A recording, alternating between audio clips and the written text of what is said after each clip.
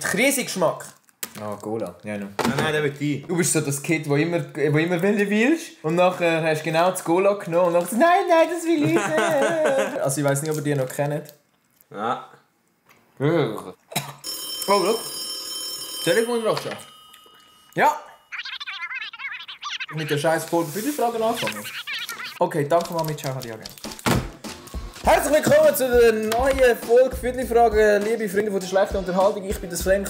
Und ich bin der Ratscha. Und ja, 10. Folge für die Fragen. Wuhu! Wir hatten ganz viele Fragen, die wir nicht beantworten konnten. Beziehungsweise nicht wollen beantworten, weil sie entweder zu schlecht oder uns ist nicht dazu in den Sinn gekommen. Also wir raten die Fragen so schnell wie möglich ab, dass wir auch ziemlich schnell vorankommen. Was ist der Unterschied zwischen einem Joker Clan und euch zwei? Keine. Wenn ihr ein Tier könntet sein, welches und warum? Ein Honey Badger. Because Honey Badger don't give a shit, it just takes what it wants. Und vielleicht werde ich als Mehlwurm vom Bear Grylls gefressen.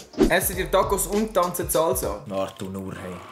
Ich hätte da gerne einen Fall von Rassismus gemeldet. Als Mexikaner eingestuft wurde, der gerne Salsa tanzt und Tacos isst. Dabei tue ich noch ganz viele andere Sachen machen, wie zum Beispiel ein Poncho anhaben, ein Sombrero anhaben. Was macht euch im Leben glücklich? Der Roger. Das ist mega lieb, danke vielmals. Das ist so eine esoterische Frage. Was? Bist du verlegen? Nächstes. Wie geht's euch? Sven, wie geht's dir? Bier in der Hand. Das ist meine Antwort. Welche Simpsons-Figur wärst und wieso? Ich wäre gerne der Babu. Nein, der Apu. Der Babu. Er ist immer der, der das Opfer von rassistischen Witz wird. Und ich kann mich mit dem einfach sehr gut identifizieren. Ich wäre gerne der Ned Flanders, weil in diesem Universum ist der Gott, greift er ins Leben ein und der hat immer Glück. Wer von euch hat lieber Hund? Ich. Das würde Stimmt nicht gar mit nicht. Sven abhängen. Was? Du Hund.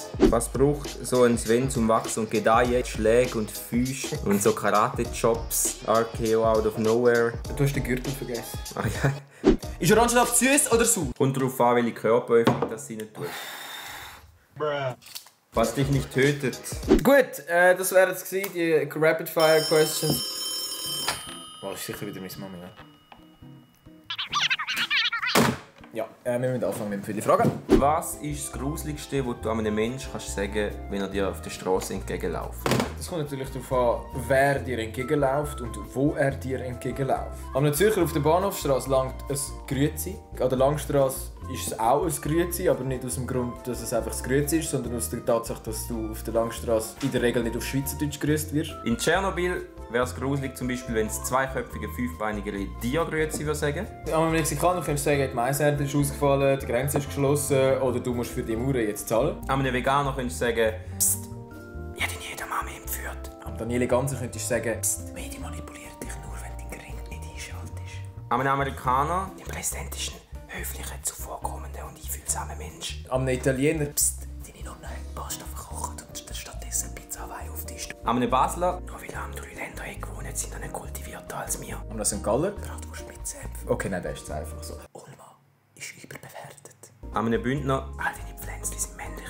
Am Thurgauer. Ich habe die Äpfelkönigin Bier essen gesehen. tönt so, als wäre Thurgau ein Königreich. Die Äpfelkönigin ist vom Bierenkönig gestürzt worden und jetzt ist sie Bierenmonarchie geworden.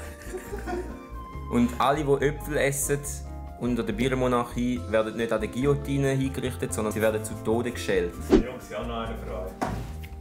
Raten den Gegenstand. Er heisst Poeng. Sicher nicht. Poeng! Ein Buttplug! Wenn das ein WC-Gegenstand ist, dann sind das richtig kranke Leute, die das benennen. Poeng! Poeng. Es muss es ist dir ein Badzimmer-Gegenstand. Ist es ein Badzimmer-Gegenstand? Nein. Ist es ein Stuhl? Nein! Mit Fixierantenne in der Mitte.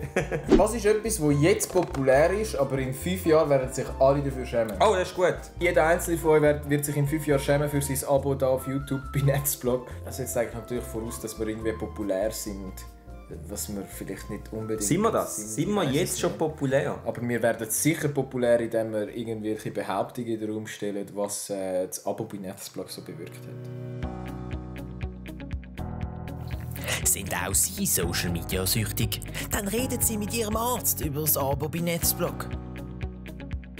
Der Roger und der Sven beschenken die Welt schon seit 2 Jahren mit mittelmäßig unterhaltsamen Videos. Und das Beste, ganz gratis.